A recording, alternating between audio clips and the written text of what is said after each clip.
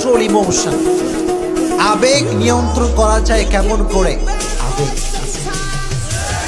হুদায়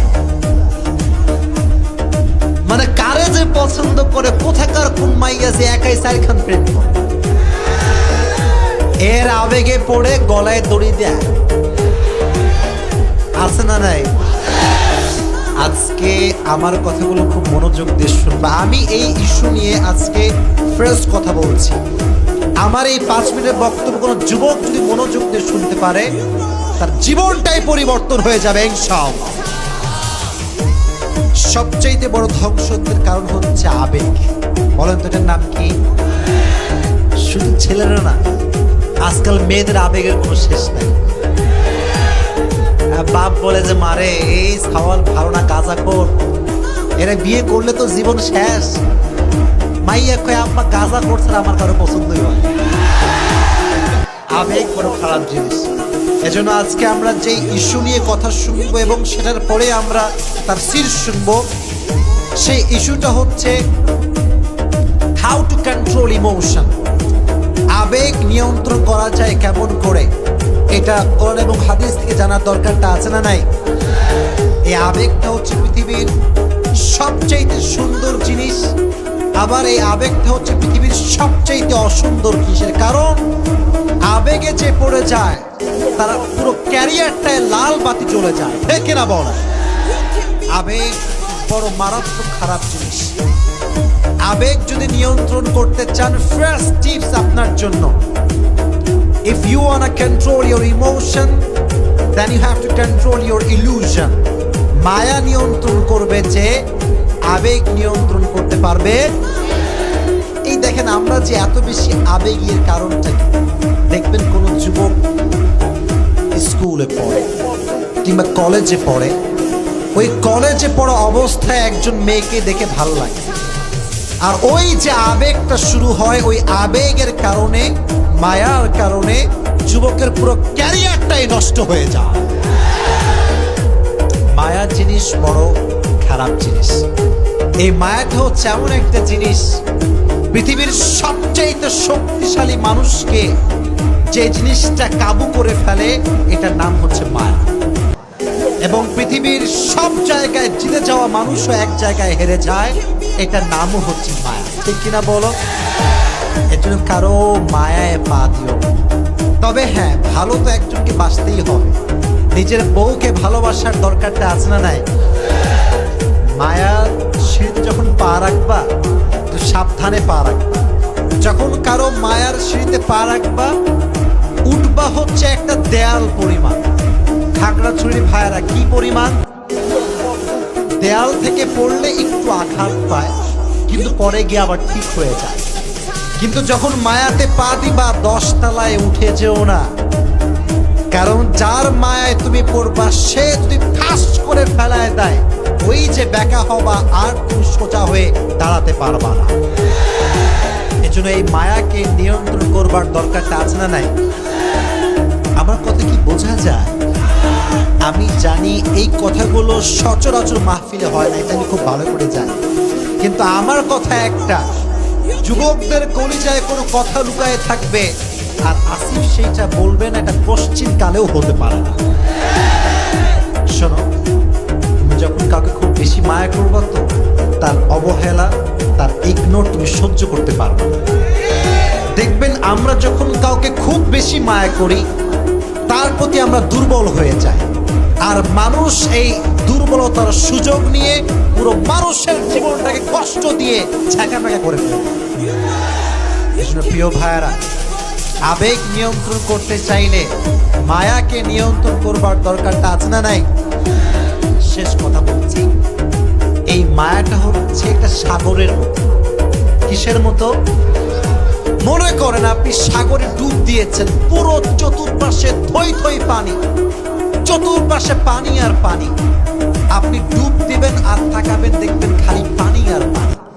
যে মানুষটা মায়ায় ডুব দেয়, ও চতুর্পাশে খালি ভালোবাসা দেখতে পায়, আর এই ভালোবাসার পাল্লায় পড়ে ব্যক্তিত্ব, পার্সোনালিটি, প্রেস্টিজ, ভ্যালু, সে সব কিছু ভুলে যায়। ঠিক কিনা বলেন? এজন্য কলিজার ভাইয়েরা, আমার খাগড়াছড়ির যুবক ভাইয়েরা, আবেগ যদি নিয়ন্ত্রণ করতে চাও, মায়াকে নিয়ন্ত্রণ করবার প্রয়োজনটা আছে না নাই? তাহলে তুমি কার মায়ায় পড়বে আমি বলে দিচ্ছি।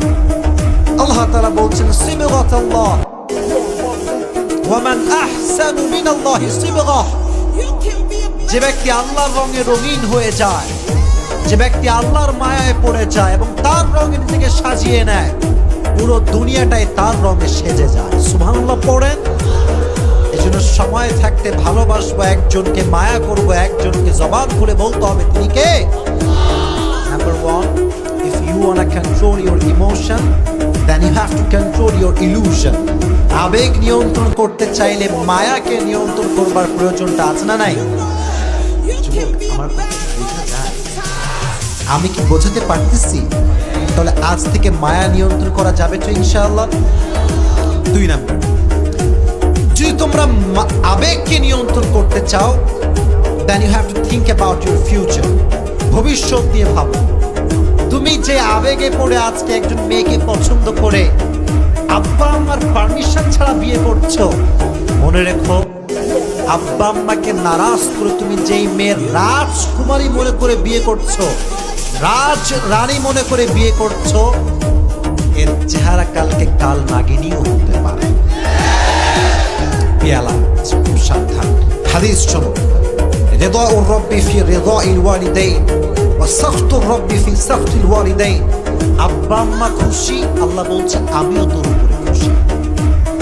সুবহানাল্লাহ পড়তে পারলেন না আপনারা? আব্বা আম্মা নারাজ তো আল্লাহ বলছে আমিও নারাজ। অতএব আবেগে পড়ে কোনো মেয়েকে নিয়ে পালিয়ে বিয়ে করা যাবে প্রিয় ভাইরা? তুমি যে আবেগে আজকে আছো সেখান থেকে দাঁড়িয়ে ভাবো যে আবেগের ভবিষ্যৎটা কোথায়। আর মনে রাখবে একটা কথা সব সময়, ভবিষ্যতে কি হবে, আমার সঙ্গে কি ঘটবে, এটা নিয়ে অলওয়েজ যে টেনশন করে সে হচ্ছে বোকা। আর ভবিষ্যতে এটা আমার খারাপ হতে পারে এটা ভেবে যে বর্তমানকে নিয়ন্ত্রণ করে, আবেগকে নিয়ন্ত্রণ করে, সে বোকার ঘরের সন্তান নয়, সে বুদ্ধিমানের সন্তান। এজন্য আবেগ নিয়ন্ত্রণ করতে চাইলে এর ভবিষ্যৎ নিয়ে ভাববেন। দেখবেন আবেগ নিয়ন্ত্রণ করবার তৌফিক দিবে একজন। জবান খুলে বলেন তিনি কে? এবার একটা আয়াত শুনুন কোরআন থেকে। ওয়াসা আন তাকরাহু শাইআন ওয়া হুয়া খায়রুল লাকুম ওয়াসা আন তুহিব্বু শাইআন ওয়া হুয়া শাররুল লাকুম। আল্লাহ বলছেন মাঝে মাঝে কোনো জিনিস দেখলে মনে হয় আরে এইটা না পাইলে তো আমার জীবনটাই শেষ, এটাই তো সবচেয়ে বেস্ট অপশন। মাঝে মাঝে কোনো যুবক মেয়েকে পছন্দ হইলে ভাবে আইরে হায় এরে না পাইলে পুরো জীবনটা আমার নষ্ট হয়ে যাবে, আছে না নাই? আল্লাহ বলছে তোর চয়েসটা ভুল হতে পারে, তোর চয়েস কোনটা বেস্ট কোনটা বেটার এটা তোর চাইতে ভালো জানে একজন, তিনি কে? মাঝে মাঝে তোমার পছন্দ এটা অপছন্দ হতে পারে, মাঝে মাঝে তোমার অপছন্দ পছন্দরও হতে পারে, বাট তোমার জন্য কোনটা ভালো কোনটা খারাপ তোমার চাইতে বেশি ভালো জানে একজন। জবান করে বলতে হবে তিনি কে। এজন্য আমরা সবাই আবেগ যদি নিয়ন্ত্রণ করতে চাই ভবিষ্যৎ নিয়ে ভাববো, পারা যাবে তো ইনশাআল্লাহ। Number 3, and that is the last point, যদি আবেগকে নিয়ন্ত্রণ করতে চান চিন্তাকে পরিবর্তন করতে হবে। যেমন আপনি আবেগে পড়ে ভুল সিদ্ধান্ত নিচ্ছেন, কি করতে পারেন?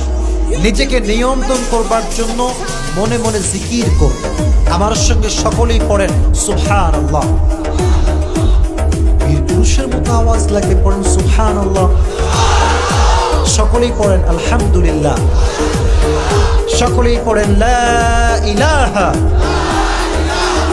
ইল্লাল্লাহ। এবার আরো হুঙ্কার দিয়ে পড়েন আল্লাহু আকবার।